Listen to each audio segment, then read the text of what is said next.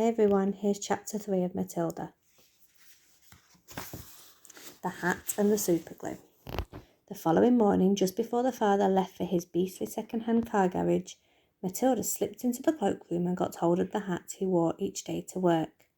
She had to stand on her toes and reach up as high as she could with a walking stick in order to hook the hat off the peg, and even then she only just made it. The hat itself was one of those flat-topped pork pie jobs with a jay's feather stuck in the hat band, and Mr. Wormwood was very proud of it. He thought it gave him a rakish, daring look, especially when he wore it at an angle with his loud checked jacket and green tie. Matilda, holding the hat in one hand and a thin tube of superglue in the other, proceeded to squeeze a line of glue very neatly all around the inside rim of the hat. Then she carefully hooked the hat back on the peg with the walking stick.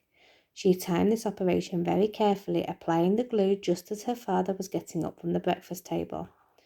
Mr. Wormwood didn't notice anything when he put the hat on, but when he arrived at the garage, he couldn't get it off. Superglue is very powerful stuff, so powerful it will take your skin off if you pull too hard. Mr. Wormwood didn't want to be scalped, so he had to keep the hat on his head the whole day long, even when putting sawdust in gearboxes. There she is, getting the hat down, and fiddling the mileages of cars with his electric drill. In an effort to save face, he adopted a casual attitude, hoping that his staff would think that he actually meant to keep his hat on all day long just for the heck of it, like gangsters do in the films. When he got home that evening, he still couldn't get the hat off. "Don't be silly," his wife said. "Come here, I'll take it off for you." She gave the hat a sharp yank. Mr. Wormwood let out a yell that rattled the window panes. "How?" he screamed. "Don't do that! Let go! You'll take half the skin off my forehead!" Matilda, nestling in her usual chair, was watching this performance over the rim of her book with some interest. "What's the matter, Daddy?" she said. "Has your head suddenly swollen or something?" The father glared at his daughter with deep suspicion, but said nothing. How could he? Mrs. Wormwood said to him, "It must be superglue. It couldn't be anything else. That'll teach you to go playing round with nasty stuff like that. I expect you were trying to stick another feather in your hat." "I haven't touched the flaming stuff," Mr. Wormwood shouted. He turned and looked again at Matilda, who looked back at him with large, innocent brown eyes. Mrs. Wormwood said to him, "You should read the label on the tube before you start messing with dangerous products. Always follow the instructions on the label." "What in heaven's name are you talking about, you stupid witch?" Mr. Wormwood shouted, clutching the brim of his hat to stop anyone trying to pull it off again. "Do you think I'm so stupid I'd glue this thing to my head on purpose?" Doesn't sound like a very kind character, does he?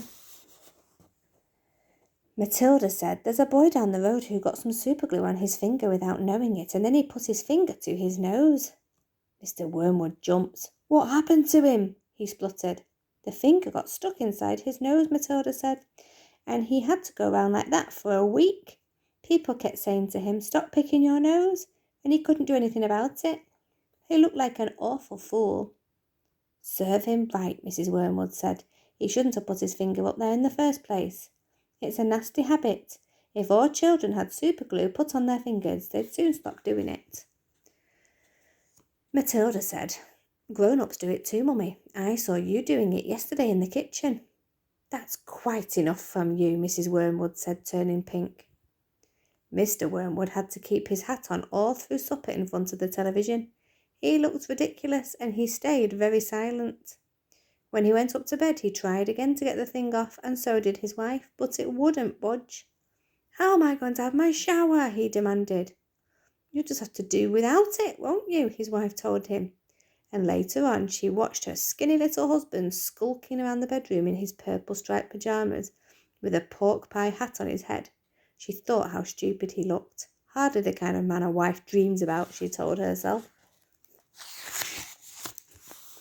Mr. Wormwood discovered that the worst thing about having a permanent hat on his head was having to sleep in it.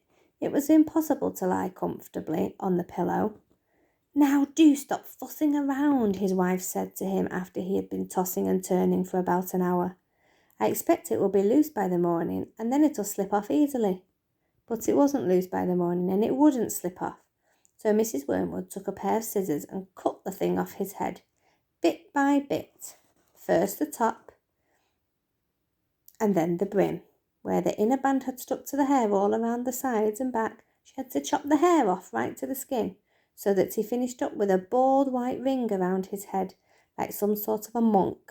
And in the front, where the band had stuck directly to the bare skin, there remained a whole lot of small patches of brown leathery stuff that no amount of washing would get off.